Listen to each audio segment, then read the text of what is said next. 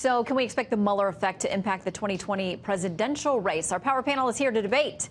Former Obama campaign policy advisor Laurie Watkins, the Daily Caller editorial director Vince Colanese, and constitutional law attorney Jenna Ellis. Welcome to all of you.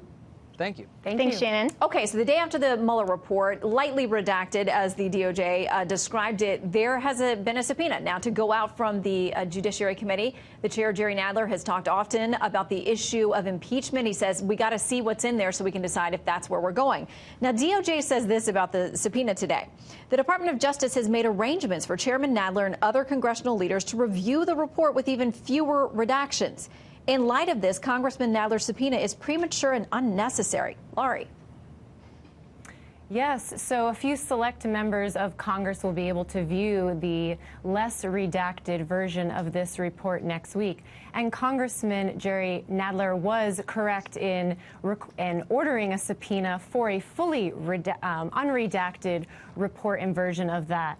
But leaders in Congress need to continue to push for special counsel Mueller to come and testify before Congress, as well as an ongoing investigation that needs to remain unimpeded with President Trump and his inner circle.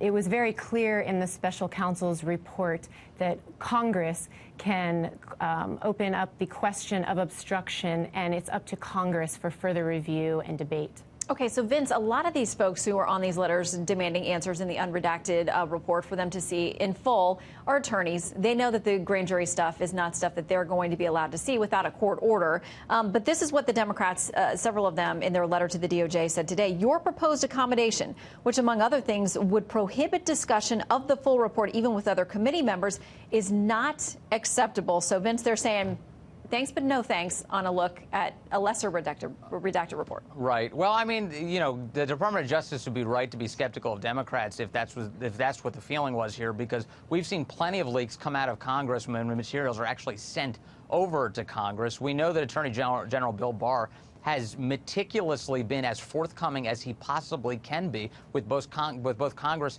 and the American public. And we should be realistic about what the Democratic intent here is. This is an effort to keep a scandal alive that was pushed on the American public for 2 years. There's some dramatic goalpost shifting going on. The original allegation was and continued to be that collusion took place.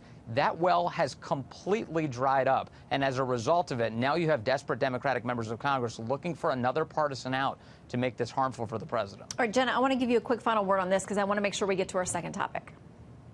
Yeah, and so Democrats are looking for impeachment. It's nothing more than a political move here, and it's not going to help them in 2020.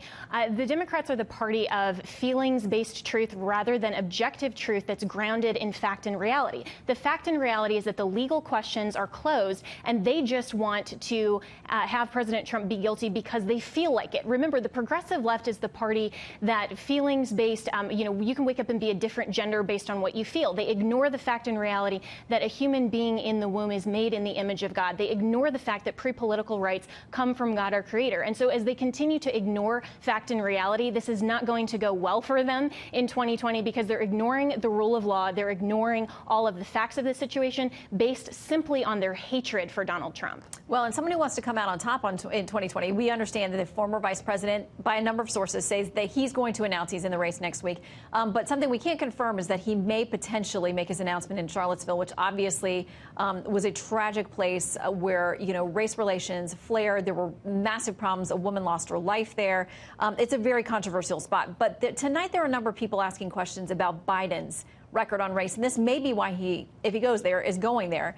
In a piece in the New York Times, The Trouble with Biden, the author says this, that Biden has given liberal cover to whites and white backlash in the past. He says he wasn't an accidental opponent of busing.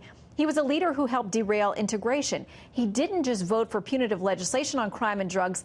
He wrote it. I want to have you all weigh in quickly on that. Laurie, we'll start with you. I mean, also comments he's made about reparations that really do not seem to fit with where the party is in 2019.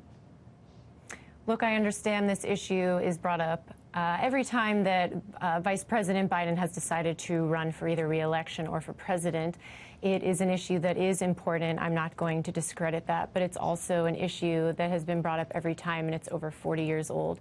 Vice President Biden, hoped that busing would bring equal opportunity, but it didn't, and that wasn't so, and that's not what happened. I think Vice President Biden has overwhelming support from the civil rights activists and community within America, and he has proven himself time and time again. Vince, he called the idea of busing asinine. He had his objections to it, but again, the crime bill seems to be the one that really gets him the most backlash from the left. I'll have you quickly comment, and then Jenna. Yeah, each of his campaigns, this has been brought up, but you know what? The Democratic Party has never had less tolerance for explanations about this than they do right now. They will use this against him. This will be a bloody primary, and these topics will come up. Busing, being opposed to that, that's coming up. His support for the crime bill, that's coming up. His treatment of Anita Hill during the 90s, that's all going to come up, and it will be used as a cudgel against him. This is a party he helped build, but it's one that he doesn't recognize, and identity politics is going to hurt Joe Biden in a way that he's not expecting. Jenna?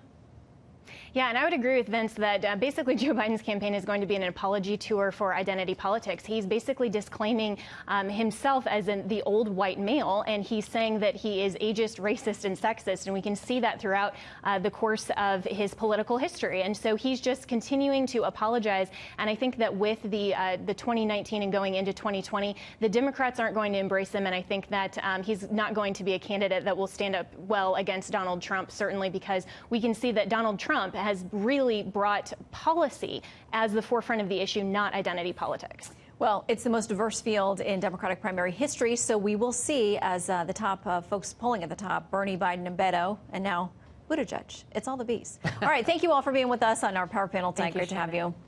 Thank you, Shannon. Thanks.